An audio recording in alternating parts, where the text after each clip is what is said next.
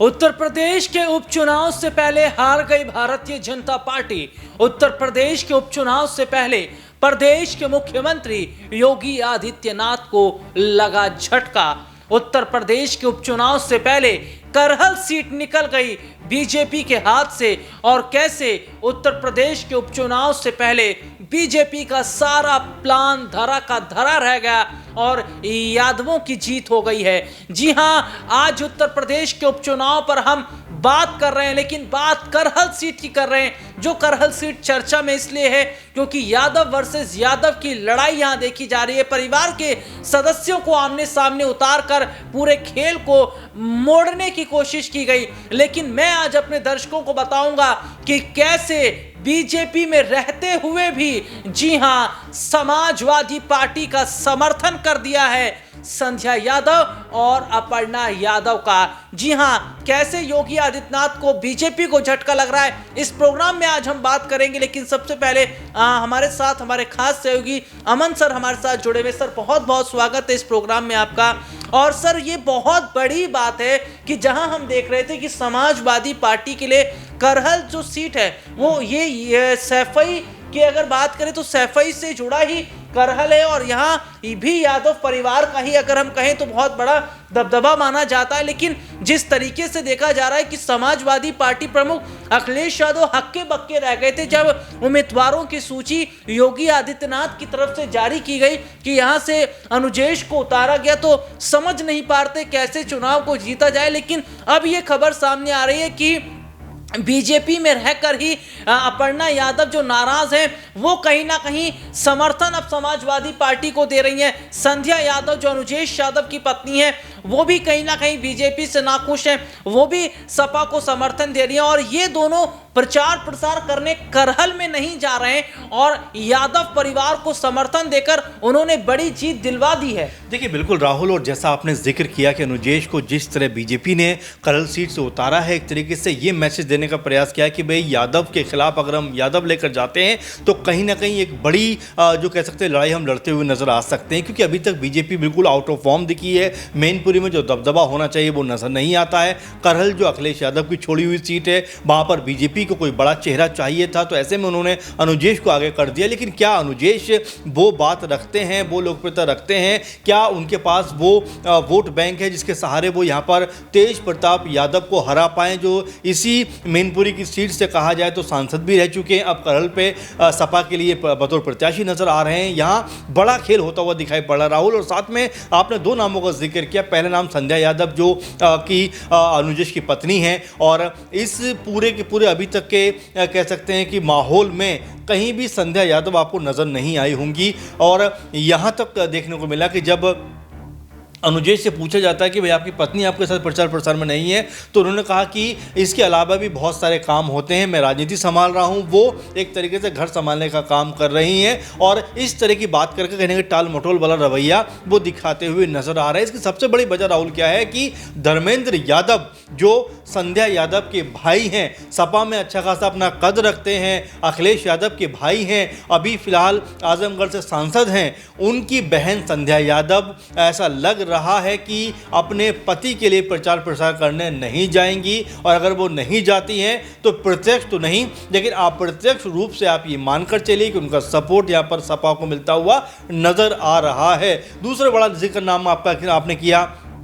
अपर्णा यादव का। अपर्णा यादव को लेकर तो पहले भी स्थिति राहुल हम देख रहे हैं कि लगातार बीजेपी की तरफ से कहा जा रहा है कि भाई वो बतौर प्रत्याशी मैनपुरी से उतरना चाहिए उनको, करहल से उतरना चाहिए उनको। लेकिन उन्होंने कहा कि कुछ भी हो जाए लेकिन मैं परिवार के खिलाफ नहीं जाऊंगी। यहाँ तक कहती हैं वो कि अखिलेश यादव उनके बड़े भाई की तरह हैं, उनका आशीर्वाद उनको समय समय पर मिलता रहता है, अपने परिवार से जाकर भी वो मिलती हैं, और परिवार के लोग यहाँ तक कहते हैं कि आप वापस आ जाइए। तो आप समझ पा रहे हैं कि अपर्णा यादव ने भी एक तरीके से स्पष्ट कर दिया है कि अगर बीजेपी ने उनके साथ ज़्यादा चालाकी की, कुछ ज़्यादा ही उनके खिलाफ षड्यंत्र रचे, तो वो सपा में आने में देर नहीं लगाएंगी। और चूंकि उनका नाम बीजेपी ने स्टार प्रचारक की लिस्ट में भी नहीं रखा है, तो आप ये मानिए कि एक तरीके से अपर्णा यादव ने भी यहां से किनारा कर लिया है। अब सोचिए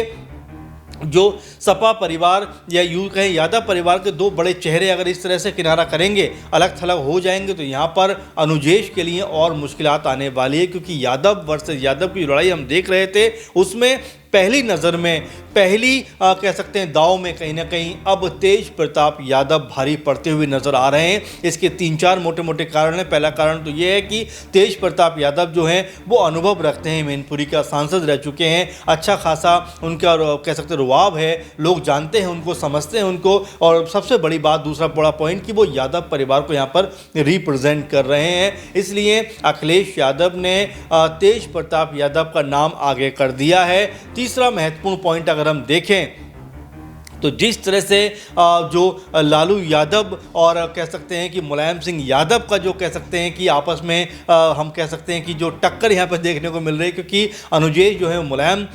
सिंह यादव के दामाद में हैं, तो वहीं तेज प्रताप यादव जो हैं वो लालू यादव के दामाद हैं। और यहाँ पर जिस तरह की राजनीति वो करते हुए नजर आ रहे हैं, जिस तरह का उन्होंने सबसे पहले मुलायम सिंह यादव की कब्र पे जाके, उनके समाधि पे जाके जो उनसे आशीर्वाद लिया, कहीं ना कहीं ये बताता है कि वो चुनाव लड़ने को लेकर पहले से ही तैयार थे और जनता भी उनको जान पहचान रखती है। तो ऐसे में तेज प्रताप का अभी से कहीं ना कहीं पलड़ा जो है वो भारी दिखाई पड़ रहा है। अगर बनाम हम जो है अनुजेश को देखें कि अनुजेश को अभी भूमिका बनानी है, और क्या वाकई बीजेपी उनके लिए तैयार खड़ी है या सिर्फ उनके नाम का इस्तेमाल करना चाहती है, क्योंकि अभी तक ऐसी कोई हवा नजर नहीं है जिसको देखकर ये लगे कि अनुजेश वाकई यहाँ पर बहुत बड़ा नाम बनकर उभरते हुए दिखाई पड़ेंगे। और वहीं अगर तेज प्रताप यादव की बात करें तो उनके लिए अभी से पूरा माहौल बन रहा है, पूरा यादव परिवार एकजुट होकर उनका समर्थन करता हुआ दिखाई पड़ रहा है। और ये बहुत बड़ी बात है कि अपर्णा यादव ने बहुत पहले ही कह दिया था कि मैं परिवार के खिलाफ नहीं जाऊंगी, और यही वजह है कि वो चुनाव भी देखिए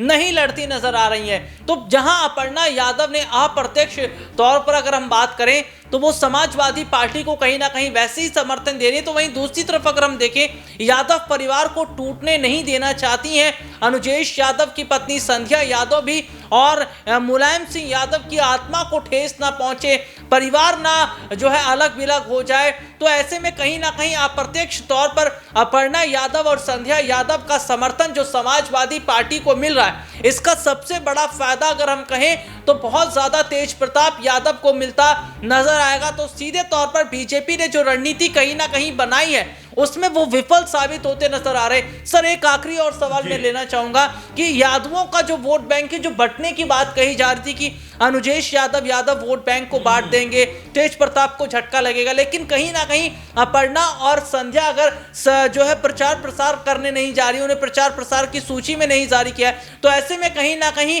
यादवों का जो वोट बैंक है वो यादव परिवार की जो मजबूती है वो तेज प्रताप के लिए देखी जा रही है। देखिए बिल्कुल राहुल, और तकरीबन हम 3-3.5 लाख का वोट बैंक यहाँ पर है, और यहाँ पर 1.5 से 2 लाख के आसपास यादव नजर आते हैं। और यहाँ अगर एक तरफा वोट पड़ता है यादव का, तो आप मानकर चलिए कि तेज प्रताप यादव के हक में वो जाने वाला है, क्योंकि आपने भी ये बात कही और ये बात कहीं ना कहीं हर कोई मानेगा कि जिस तरह संध्या यादव को अलग थलग रखा गया है, अपर्णा यादव को अलग थलग रखा गया है, या उन्होंने खुद ही अलग थलग रहने का फैसला किया, उससे सीधे तौर पर बीजेपी को यहाँ से कहीं ना कहीं नुकसान होता हुआ दिखाई पड़ेगा। क्योंकि जैसा हम कह भी रहे हैं, बात कर भी रहे हैं कि ये समाजवादी पार्टी की परंपरागत सीट है। मैनपुरी की बात कर रहे हैं, करहल की बात कर रहे हैं, सैफई नज़दीक है, जसवंत नगर से शिवपाल यादव यहाँ से विधायक हैं। तो ऐसे में कई चीज़ें हैं जो निकल के सामने आती हैं कि जो सपा का गढ़ माना जाता है पूरा इलाका, वहाँ पर बीजेपी को सेंधमारी करना उतना आसान नहीं होने वाला है। और उससे भी एक ख़ास बात हम राहुल देखें तो क्या बीजेपी के पास कोई बड़ा चेहरा नहीं था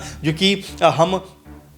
चुनाव पे गौर करें तो तेज प्रताप यादव के मुकाबले खड़ा हो सकता था। आपने सब तमाम घूम फिर के कहीं ना कहीं जो सपा परिवार से रिलेट करते हैं उन्हीं को यहाँ चुनाव में उतार दिया। तो ऐसे में आप समझ सकते हैं कि बीजेपी तमाम दावे करती है कि हम हरा देंगे, हम ये कर देंगे, लेकिन बीजेपी कोई काठ नहीं ढूंढ पा रही है। अनुजेश के चयन से कम ये बात साबित हो रही है। अनुजेश की अगर यहाँ पर हार होती है तो सपा का जो कह सकते हैं यहाँ पर किला है वो और मजबूत होता हुआ नजर आएगा, उनका जो वोट बैंक है वो और ताकतवर होता हुआ नजर आएगा। क्योंकि हम लगातार बात भी कर रहे हैं कि 9 सीटों के ऊपर चुनाव है, 8 सीटों पर बीजेपी चुनाव लड़ रही है। इसमें भी अगर 2-3 सीटें ही उसके हाथ आईं तो ये मानकर चले कि योगी जी, मोदी जी का जो अब तक रुतबा रुआब एक तरीके से प्रभाव बना हुआ था वो कमज़ोर होता हुआ नजर आएगा। क्योंकि 1.5-2 साल के बाद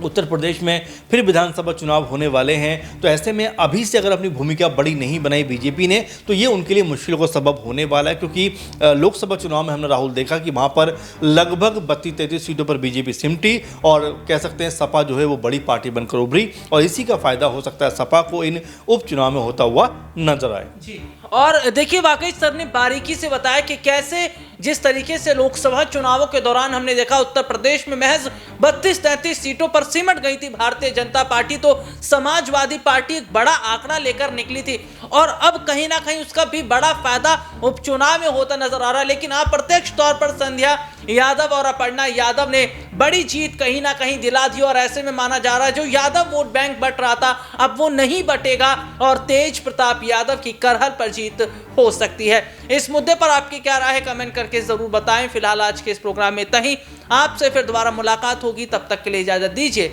नमस्कार।